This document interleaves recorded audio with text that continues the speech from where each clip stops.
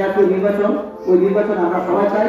আমার নেতা ভাইকে কাপাসিয়া থেকে ধানের শীষে বিজয়ী করার জন্য আপনাদের সবার কাছে আমার এইটুকু অনুরোধ রইল, আপনারা সবাই যে যার মতো সবাই যে যা পারেন, যার আশেপাশে যারা আছে সবার কাছে আমার অনুরোধ 10 মিনিটে পরিবেশ আর দিন হাজার। তাই আমি সবাইকে অনুরোধ করবো, আপনারা সবাইকে মুখ করবেন, আশেপাশে সবাই বলবেন রিয়াজ ভাই একজন ভালো মানুষ হিসাবে আপনারা সবাই অনুরোধ করবেন এবং সবাই কিছুটা বারংবার পক্ষ থেকে অনুরোধ করবেন যে ওনাকে গ্রহণ করুন। আমাদের সকল দাবি থাকবে যে আমাদের নদীকে সংস্কার করে দেওয়ার জন্য।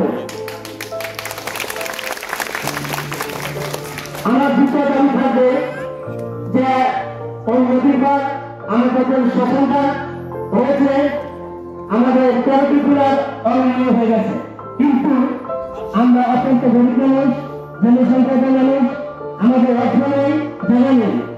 তাই আপনাদের দু হাত করে অনুমতি করে বলছি যে আমাদের শাসনটা যেন আপনারা জাতীয়বাদী দল বিএনপি যদি ক্ষমতায় আসে তখন যেন আমাদের শাসন রাখতে দেওয়া হয়।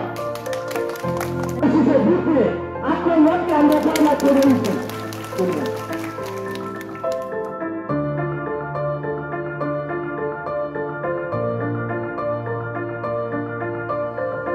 বৈঠকে আজকে অনুষ্ঠানের সভাপতি কাজল ফরাজি আমাদের মধ্যে উপস্থিত আছেন।